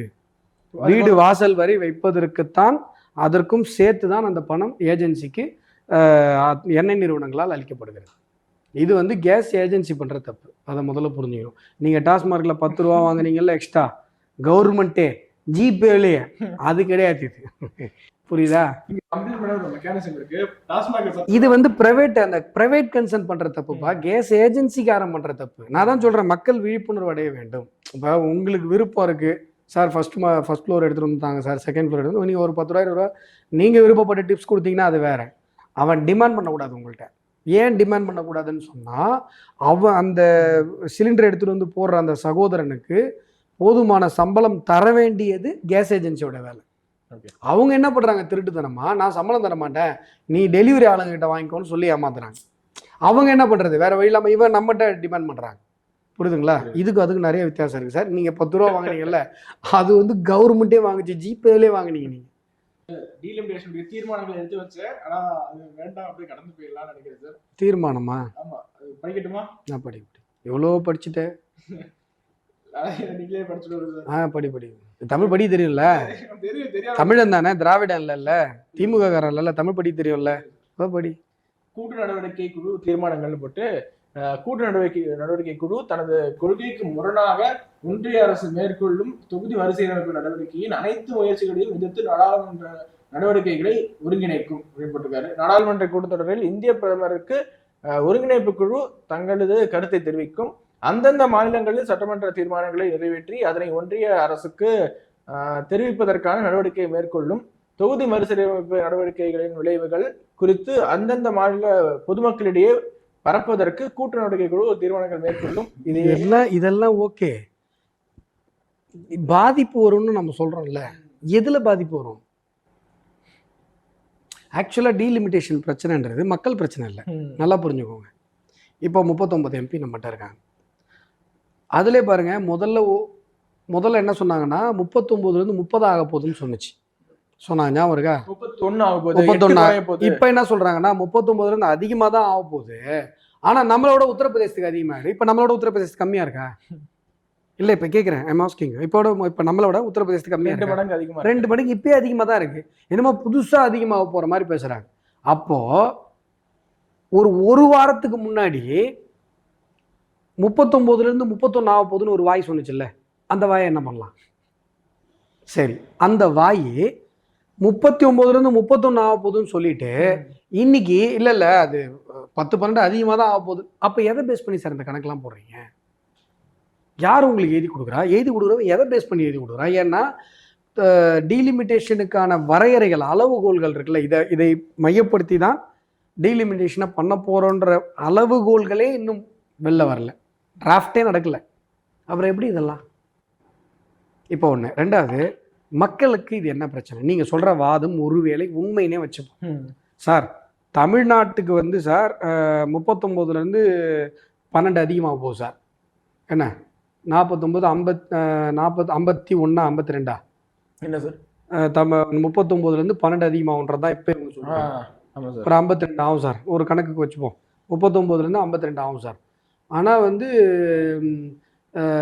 உத்தரப்பிரதேசத்துக்கு வந்து 80 110 ஆகிடும் சார் அப்படின்னு சொல்கிறீங்கன்னு ஒரு வாதத்துக்கு இது உண்மைன்னு வச்சுப்போம். அதில் தமிழ்நாட்டு வாக்காளனான எனக்கு என்னையா பிரச்சனை? இதுக்கு தான் நேற்றுக்கு சேலம் தரணிதரன் அவர்கள் ஒரு விவாதத்தில் பேசுகிறாரு. ஒரு 5-6 மாநிலத்தில் மட்டுமே அவங்க வந்து அள்ளிட்டு தொகுதி ஃபுல்லாக ஸ்வீப் பண்ணிட்டு பாஜகவோட மத்திய. அப்போ அந்த 5-6 மாநிலங்களில் காங்கிரஸ் போட்ட கேஸா? ஆமாம் சார். ஆமான்னு ஒத்துக்கிறீங்களா? அப்போ இல்லை, அதானே சொல்ல வரீங்க. அவங்க வந்து, நான் என்ன கேட்குறேன், இது உன் அரசியல் அறிப்பு தானே. இது உன் பொலிட்டிக்கல் பிரச்சனையா? மக்களுக்கு எனக்கு என்ன பிரச்சனை? எனக்கு கட்டிட விலை பொருட்கள் ஏறி போச்சு. கல்லை உடைச்சி நீ கேரளாவுக்கும் கர்நாடகாவுக்கும் 1000 லாரி போயிட்டு இருக்கு. மணல் கொள்ளை நடந்துகிட்டு இருக்கு. கனிம வள சுரண்டல் நடந்துகிட்டு இருக்கு. டாஸ்மார்க் ஊழல், கரண்ட் பில் அதிகமாகி போச்சு.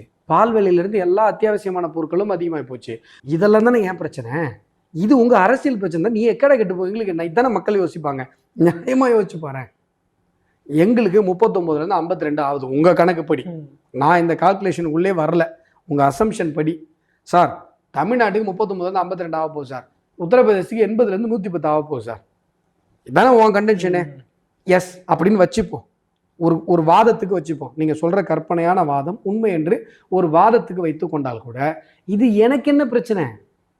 இப்போ கடலூர் மாவட்டம் இருக்கு, விருதாச்சலம் மாவட்டம் வேணும்னு மக்கள் ரொம்ப நாளா கேட்டுட்டு இருக்கோம். விருதாச்சலம் மாவட்டம் ஏன் கேட்குறோம் சார்? கடலூர் மாவட்டத்துக்குள்ள விருதாச்சலம் ஏன் கேட்குறோம்? பெட்டர் கவர்னன்ஸ்க்கு, நிர்வாகத்திற்காக தனியா ஒரு கலெக்டர் வருவாரு, கலெக்டர் ஆஃபீஸ் வரும், கோர்ட் வரும். இன்னும் அந்த மத்திய அரசாங்கத்திலிருந்து அந்த மாவட்டத்திற்கு கிடைக்கிற ஃபண்ட் அதிகமாக கிடைக்கும். இன்னும் வளர்ச்சி ஏற்படும். அப்படித்தானே? அப்போ ஒரு தொகுதி இருக்கு. இப்ப கள்ளக்குறிச்சி பாராளுமன்ற தொகுதி இருக்கு, திருவண்ணாமலை பாராளுமன்ற தொகுதினா எவ்வளவு பெருசு தெரியுமா? மேப்ல பாத்துருக்கேன், பெருசா இருந்திருக்கு சார். நான் இங்க இருந்து ஒரு பாயிண்ட்ல இருந்து இன்னொரு பாயிண்ட் 110 கிலோமீட்டர் டிராவல் பண்ணியிருக்கேன். யோசிச்சு பாருங்களேன். திருவண்ணாமலை பாராளுமன்ற வேட்பாளராக உங்களுக்கு தெரியும், நான் வேலை பார்த்தது கடலூர்ல. திடீர்னு தான் நான் வந்து திருவண்ணாமலையில நிற்கிறேன். 387 பாயிண்ட்ல போய் நான் பிரச்சாரம் பண்ணேன். மைக்கு பிடிச்சி பேசின பாயிண்ட் மட்டும் 387 பாயிண்ட். தொடாத இடங்களிலும், அதாவது எம்எல்ஏ எலெக்ஷனுக்கு கூட இந்த ஊருக்கெல்லாம் போய் பிரச்சாரம் பண்ண மாட்டாங்கன்னு சொல்ற இடங்கள்லாம் நான் போய் பிரச்சாரம் பண்ணியிருக்கேன். முதல் முறையாக தாமரை சின்னத்தை பார்த்து. ஆமா, முதல் முறையாக தாமரை சின்னத்தில் இன்னைக்கு 14% பேர் வாக்களித்திருக்கிறார்கள் என்று சொன்னால் நான் செய்த தீவிரமான பிரச்சாரம். 17 நாள் நான் தூங்கவே இல்லை. 17 நாள் ஒரு நிமிஷம் கூட நான் தூங்குறதுக்கு நேரம் கிடையாது. 110 கிலோமீட்டர். நீங்க வந்து திருவண்ணாமலை பாராளுமன்ற தொகுதி மட்டும் எடுத்துக்கோங்க. இந்த பக்கம் 4 அசம்பிளிப்பா, அந்த பக்கம் திருப்பத்தூர் ஜோலார்பேட்டை 2 அசம்பிளி. திருப்பத்தூர் ஜோலார்பேட்டைக்கு ஓட்டு கேட்க கூட வர மாட்டாங்க. புரியுதா? ஜவ்வாது மலைக்கு போறதெல்லாம் அடுத்த விஷயம். நான் மலையில போயிட்டு இன்னும் சொல்ல போனா மலைவாழ் மக்களுடைய வீட்டில் அந்த திண்ணிலே படுத்தேன் ஒரு நைட்டு. ஒரு இரவு முழுது அங்கே தங்கினேன். அந்த பகுதியில் எனக்கு வாக்களிச்சிருக்காங்க. இப்போ இந்த பக்கம் பார்த்தீங்கன்னா ஒரு பாராளுமன்ற தொகுதியில் திருப்பத்தூர் ஜோலார்பேட்டை, அது அந்த பக்கம் மாவட்டம், திருப்பத்தூர் மாவட்டம், இது திருவண்ணாமலை மாவட்டம். அங்கே வந்து ஓட்டு கேட்க ஆள் இருக்காங்க. அங்கே கோரிக்கைகள் வைக்க, வாக்குறுதியே அங்கே புறக்கணிக்கப்படும். வாக்குறுதி கொடுக்குறாங்கல்ல, திருவண்ணாமலை பேஸ் பண்ணி தான் வாக்குறுதி வரும். செய்ய போகிறது இல்லை இவங்க எதையும். புரியுதுங்களா? ஆனால் வாக்குறுதியே வந்து பார்த்தீங்கன்னா திருப்பத்தூர் வராது. நான் திருப்பத்தூரில் வந்து மருத்துவக் கல்லூரின்னு சொல்லும் பொழுது, திருப்பத்தூர் ஜோலார்பேட்டையில் வந்து நான் வந்து இந்த Vande Bharat train stoppage, Bengaluru train இதெல்லாம் சொல்லும் போது அந்த மக்கள் எனக்கு நன்றி சார், திருப்பத்தூர் ஜோலார்பேட்டைக்கு நீங்கள் இவ்வளோ ரெப்ரஸன்டேஷன் கொடுத்துருக்கீங்க, உங்கள் வாக்குறுதி இல்லை. இப்போ திருவண்ணாமலை பாராளுமன்றத்தில் அந்த பக்கம் ஒரு திருப்பத்தூர் இந்த ஏரியாவை தனி பாராளுமன்ற தொகுதியாக அறிவிக்கிறோன்னு சொன்னால் மக்கள் சந்தோஷப்படுவாங்களா, பட மாட்டாங்களா? எனக்கு ஒரு எம்பி கிடைப்பான், சரியா? எனக்கு தனியாக ஒரு எம்பி கிடைப்பாங்க. நாங்கள் போய் அந்த எம்பிகிட்டே கேட்டுப்போம். நீங்கள் வந்து என்ன பண்ணுறீங்க, எங்கள் ஊருக்கு சம்மந்தமே இல்லாத ஒருத்தரை எம்பின்னு கொண்டு வரீங்க, அவங்க எங்களை புறக்கணிக்கிறாங்க. இது திருவண்ணாமலையில் மட்டும் இருக்கிற நிலை. இப்போ தமிழகத்திற்கு புதிதாக ஒரு 10 எம்பியோ 20 எம்பியோ கிடைக்கிறாங்க அப்படின்னு சொன்னால் அது மக்களுக்கு நன்மை பயக்கிற விஷயமா இல்லையா? நன்மை பயக்கிற விஷயம் தானே. உங்களுக்கு சார் அங்கெல்லாம் பிஜேபி ஸ்ட்ராங்கு சார், இங்கே மட்டும் ஸ்ட்ராங் இல்லைன்னு ஏன் சார் சொன்னா? நீங்கள் சொல்கிற என்ன பைத்தியகாரத்தனமான பேச்சு இது சார்? உத்தரப்பிரதேசத்தில் நாங்களாம் strong sir, BJP strong sir, தமிழ்நாட்டில் ஸ்ட்ராங் இல்லைன்னு உங்களுக்கு யார் சொன்னா? கர்நாடகாவில் ஸ்ட்ராங் இல்லைன்னு யார் சொன்னா? கர்நாடகாவில் இப்போ காங்கிரஸ், முன்னாடி யாரை ஆண்டுட்டு இருந்தா? பிஜேபி தான். அப்புறம் அறிவு இருக்கிறவங்க யாராவது இப்படி பேசுவாங்களா? யோசிச்சு பாருங்களேன். அறிவு இருக்கிறவங்க யாராவது இப்படி பேசுவாங்களா? கர்நாடகாவில் முன்னாடி ஆட்சியில் இருந்த கட்சி நாங்கள், இப்போ அடுத்த ஆட்சிக்கு வர போகிறவங்க நாங்கள், இப்போ எதிர்கட்சி நாங்கள். அப்புறம் இப்போ அதிமுக தமிழ்நாட்டில் ஸ்ட்ராங் இல்லையா? சொல்கிறேன். இப்போ திமுக 10 வருஷம் கூப்பில் இருந்தது, அப்போ திமுக 10 வருஷம் ஸ்ட்ராங்கே கிடையாதா? ஆர்கே நகரில் டெபாசிட் போச்சு, இப்போ நீங்கள் ஆளுங்கட்சி ஆகலையா?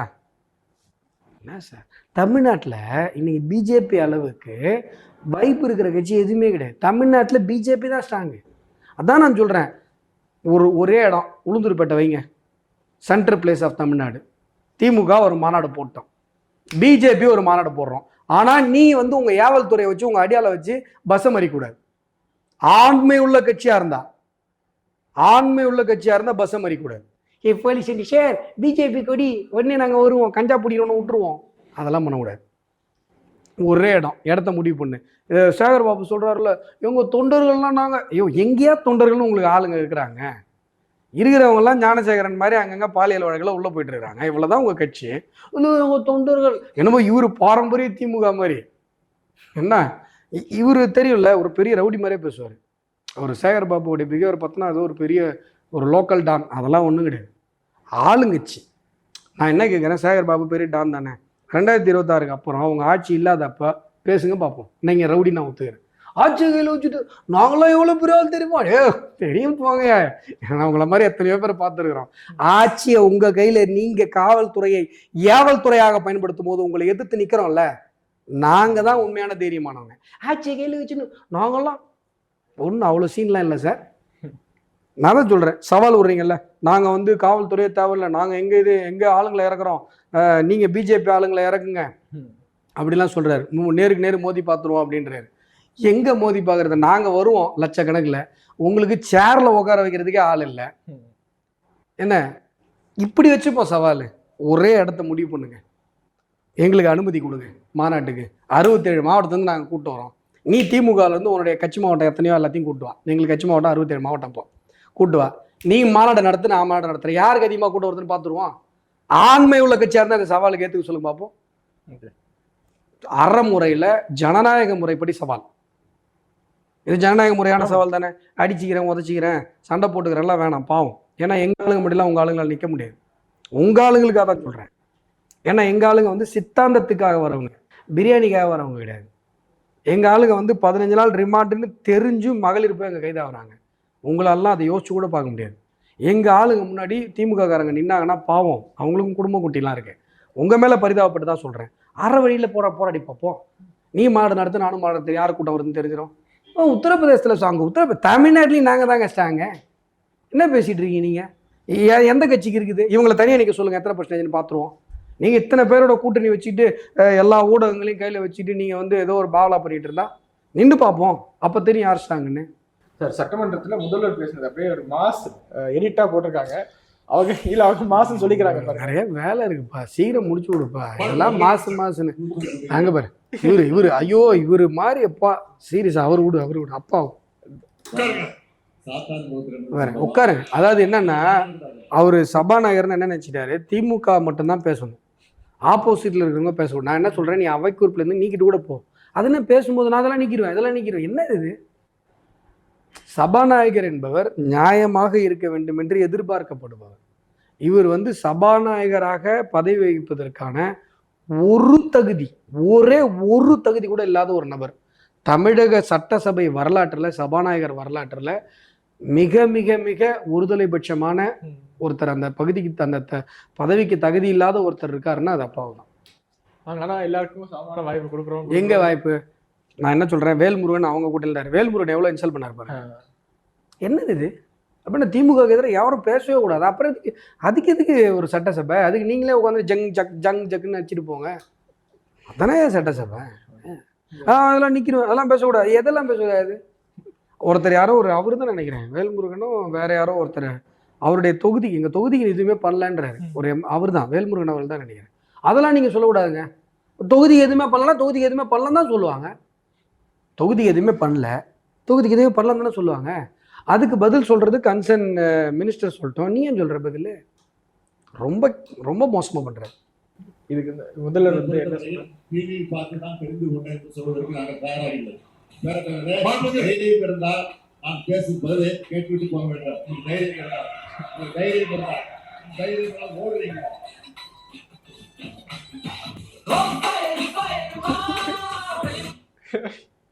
ஸோ வந்து இவர் பேசுறதா கேட்க தைரியம் இல்லாம ஓடுறாங்களா சார் எல்லாரும்? யாரு? பிஜேபி எம்எல்ஏ எல்லாம் அங்கதானே இருக்காங்க. இது அதிமுக எம்எல்ஏக்கள் மட்டும். அவங்க சபாநாயகரை கண்டிச்சு வெளிநடப்பு பண்ணாங்கன்னு நினைக்கிறேன் இந்த இடத்துல. இது எடிட்டிங்ல வந்து கட்டி கோட்டிங் பண்ணிக்கிறாங்க. அது ஆக்சுவலா சபாநாயகர் பேச விடலன்னு சொல்லி தான் எஞ்சி போனாங்கன்றது என்னுடைய நினைவு சரியா இருந்தா தான். இதெல்லாம் நடக்க வேண்டியதுதான், என்ன பண்றது? இல்ல இது என்ன சொல்றாரு, நானே தாளமுத்து நடராஜன் மாளிகைக்கே போய் வெளில எங்கேயோ எல்லாம் அரெஸ்ட் ஆகல. உங்க பிளான் என்ன? யாரும் அந்த தாளமுத்து நடராஜன் மாளிகைக்கு வரக்கூடாது. இதுதான் காவல்துறையுடைய திமுக. நான் டைரக்டா போய் எங்க வாசல்லே போராட்டம் பண்ணேன். எல்லா காரு, பிஜேபி கொடி கட்டின காரு எல்லாத்தையும் மறிச்சாங்க. நான் வந்து எங்களுடைய ஜூனியர்ஸை ஒரு 10 பைக் எடுத்துகிட்டு வர சொல்லி ஹைகோர்ட்லேருந்து எல்லாருமே பில்லியன் ரைடராக பின்னாடி ஹெல்மெட்டை போட்டு உட்காந்துன்னு டைரெக்டாக போய் தாளமுத்து நடராஜன் மாளிகைக்கு அங்கே ஒரு 1000 போலீஸ் காவல் இருக்குது, டைரெக்டாக அங்கே இறங்கி போகிறாங்க. ஃபஸ்ட்டு இது பண்ணும்போது பார்த்தீங்கன்னா இந்த பக்கம் ஒருத்தன் பிடிச்சிப்பார், ஒரு காவலர். அவர் இந்த பக்கம் விலைக்கு விட்டுட்டு இந்த பக்கம் வந்து அப்புறம் தான் போராட்டத்தையே ஆரம்பிப்பேன். போராட்டத்தையே அப்போ தான் வந்து கோஷத்தையே ஆரம்பிப்பேன். இந்த திமுக 200 ரூபா சேனல் ஏதோ ஒரு சேனல் என்ன பண்ணுறாங்கன்னா, அங்கேருந்து கட் பண்ணி நான் வந்தவொடனே அப்படியே நான் எஸ்கேப் ஆகி போகிறேன். டேய் இதெல்லாம் ஒரு பொழப்பாடா? ஒரு ஆன்மை இருந்தால் தைரியம் இருந்தால் ஃபுல் வீடியோவை போடுங்க. நான் போராட்டத்தையே அதுக்கு மேலே தான் ஆரம்பிக்கிறேன். நான் வந்து பைக்கில் இறங்கினோடனே ஓடி வராங்க போலீஸு, பிடிக்கிறாங்க, விலைக்கு விட்டுட்டு அதுக்கப்புறம் தான் என்னுடைய கோஷமே ஸ்டார்ட் ஆகுது. அதுக்கப்புறம் நான் இவங்க எதிர்பார்க்கல, நாங்கள் அங்கே ஸ்பாட்டுக்கு வந்து அங்கே வந்து நிற்போன்னு அவங்க எதிர்பார்க்கல. காவல்துறை எங்களை கைது பண்ணுற வாகனம் வர்றதுக்கே 10-15 நிமிஷம் ஆகிப்போச்சு. அதுவரையும் நாங்கள் சக்ஸஸ்ஃபுல்லாக இப்போ எங்களுடைய கோஷங்களை போட்டு தான் அதுக்கப்புறம் கைதானோம். அது மாதிரி இது சபாநாயகரை கண்டிச்சு எடுத்து போகிறாங்க, உடனே இவர் வந்து அந்த நேரத்தில் போகிற நேரத்தில் ஒரு பஞ்சு பேசுவாராம், இதுக்கு வேற ஒரு தக்கு வீடியோ வேறையா, அதை வேற நீ வேலை இல்லாமல் உட்காந்து கேள்வி எப்போ நான் வேலை இல்லாமல் போய் சொல்லிட்டு இருக்கேன். எல்லாம் தலையெடுத்து முடிச்சிக்கலாம்பா. ஆக்சுவலி இந்த முதல்வரோட அந்த ஒரு உங்களில் ஒரு வீடியோ வச்சிருந்தேன், அதை இன்னொரு முறை இன்னொரு முறை நம்ம தொந்தரவு கிடைக்கும் போது அந்த வீடியோ எல்லாம் முடியலப்பா என்னால. ஓகே, ரொம்ப விரிவாக இந்த கலந்துரையாடலுக்கு வந்தது. நீ இது இப்போ இவ்வளோ நேரம் இதெல்லாம் போட்டதுக்கு இந்த அவங்க சேனல் தான் ஆதித்யா சேனல், அதை வச்சுருந்தேன்னா நான் ஏதாவது வடிவேலு காமெடி விவேக் காமெடின்னு ஏதாவது போட்டிருப்போம், நம்ம சிரிச்சாவது ரசிச்சுருந்துருக்கலாம். இது அதுக்கு எந்த விதத்துலையும் குறைவில்லாமல் தான் இருந்தது. அவங்களே ட்ரோல் பண்ணிக்கிறாங்க, அவங்க மாசுன்னு நினச்சி தான் போடுறாங்க. ஆனால் நமக்கு தான் அது காமெடியாக இருக்குது, மக்களுக்கும் நமக்கும்.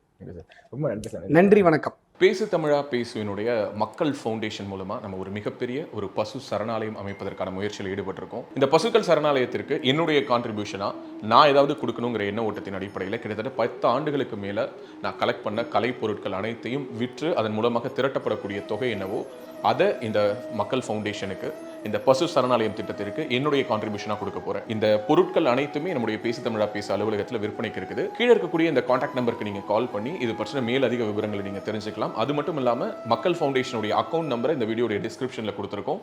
நீங்கள் நேரடியாக அந்த அக்கௌண்ட் நம்பர் மூலமாகவும் உங்களுடைய கான்ட்ரிபியூஷன்ஸை கொடுக்கலாம். பேசு தமிழா பேசு ஒரு சேனல் கிடையாது, அது ஒரு இயக்கம்னு நான் உறுதியாக நம்புகிறேன். உங்களுடைய குரலை தான் நாங்கள் ஒவ்வொரு வீடியோலையும் பேசுகிறோம், உங்களுடைய மனசாட்சியை தான் நாங்கள் பிரதிபலிக்கிறோங்கிற ஒரு எண்ணம் எங்களுக்கு இருக்குது. அதே எண்ணம் உங்களுக்கு இருந்ததுன்னா தொடர்ந்து பேசு தமிழா பேசுவனுடைய முயற்சிகளுக்கு நீங்கள் கொடுக்கக்கூடிய ஆதரவை இந்த பசுக்கள் சரணாலயம் திட்டத்திற்கும் கொடுக்கணும்னு சொல்லி ரொம்ப தாழ்மையோடு கேட்டுக்கிறேன். உங்களுடைய அன்பாலையும் ஆதரவாலையும் தான் பேசு தமிழா பேசி இயங்கிட்டு இருக்கு. அதற்கு என்றென்றைக்கும் நன்றி. ஃபார்மட் நியூமராலஜி அப்படின்ற ஒரு விஷயத்தை வந்து நம்மளுடைய மக்களுக்கு கொண்டு வந்த ஒரு தந்தையாக விளங்கக்கூடியவங்க நீங்கள் சார். அந்த ஃபார்மட் நியூமராலஜியில் உலக மக்களே வியந்து பார்க்கக்கூடிய அளவுக்கு ஒரு ரகசிய பொக்கிஷம் நான் வச்சிருக்கேன் அப்படின்னா எந்த விஷயத்தை எங்களுக்காக நீங்கள் சொல்லுவீங்க சார் பொக்கிஷமாக? ஒரு ஃபேமிலி இருக்குது, அந்த ஃபேமிலிக்குள்ள இந்த நம்பர் கட்டாயம் இருந்தே ஆகணும். அந்த நம்பர் இல்லாமல் அந்த ஃபேமிலியில் யாருக்குன்னே ஒருவருக்கு அந்த கட்டாயம் இருக்கும். இந்த மாதிரி ஆன்மீகம் மற்றும் ஜோதிடம் சார்ந்த இன்னும் பல வீடியோக்கள் பார்க்கணுமா? மறக்காம திருவருள் டிவிக்கு சப்ஸ்கிரைப் பண்ணுங்க. திருவருள் டிவியோட சேனல் லிங்க் இந்த வீடியோடைய டிஸ்கிரிப்ஷன்ல இருக்கு.